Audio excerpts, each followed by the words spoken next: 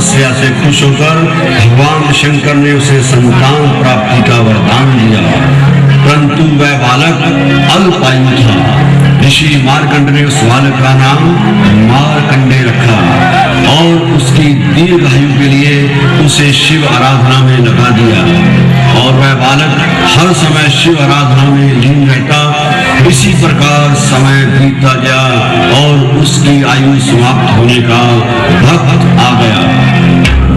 चित्रगुप्त, आज बड़े व्याकुल दिखाई दे रहे हो, किसी दुविधा में हो क्या?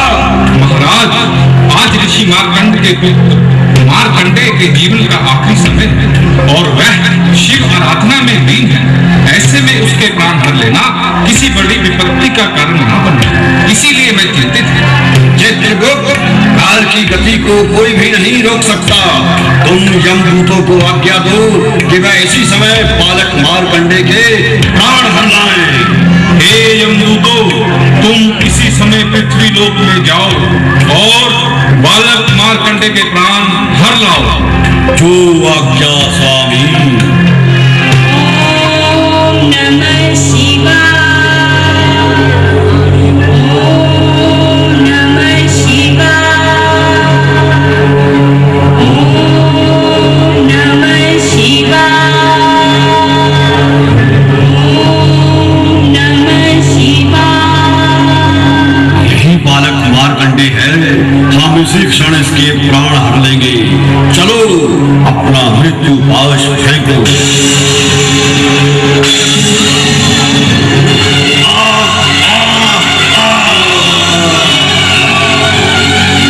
ये क्या? ये ज्वाला तो हमें भस्म कर देगी। भागो भागो, कहीं हम किसी संकट में न पड़ जाएं। भागो भागो।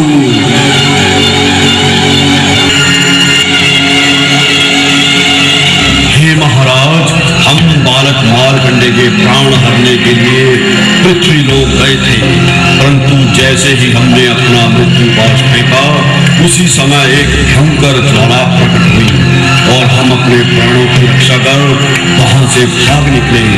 हम मार्कंडे के प्राण नहीं हर सके, हमें क्षमा करें, हमें क्षमा करें।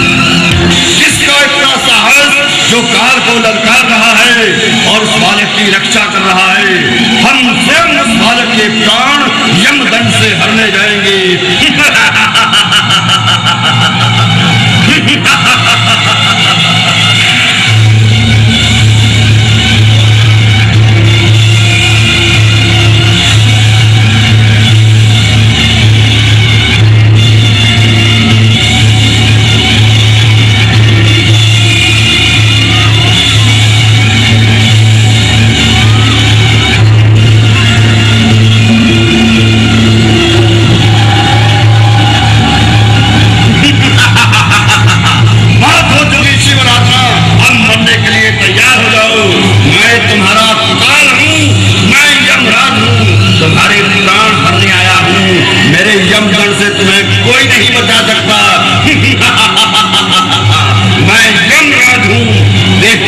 तुम्हारी रक्षा कौन करेगा?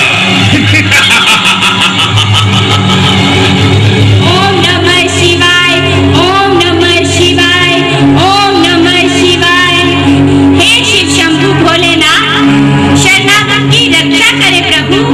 ये यमराज मेरे प्राण हरने आए हैं, रक्षा करे प्रभु, रक्षा करे। ओम नमः शिवाय। ओम नमः शिवाय। ओम नमः शिवाय।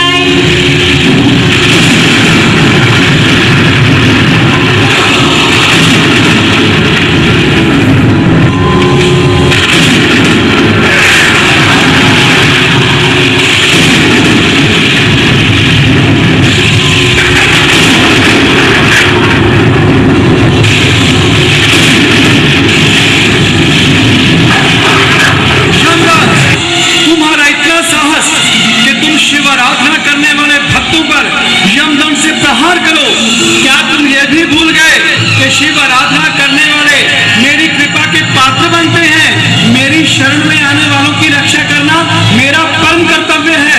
तुम भूल गए हो कि तुम अगर काल हो तो मैं महाकाल हूँ, महाकाल हूँ, महाकाल हूँ, महाकाल हूँ, महाकाल हूँ। हे हे तीनों लोकों के स्वामी, मुझसे बहुत बड़ी भूल हो गई, मुझे क्षमा करें प्रभु, मुझे क्षमा करें प्रभु, मुझे क्षमा करें। हे बालक मार्कंडे, उठो, हो चुके हो। यमराज अब कभी भी तुम्हारे पास नहीं आ सकता, और जो कोई भी तुम्हारी तरह मेरी भक्ति करेगा और मेरी शरण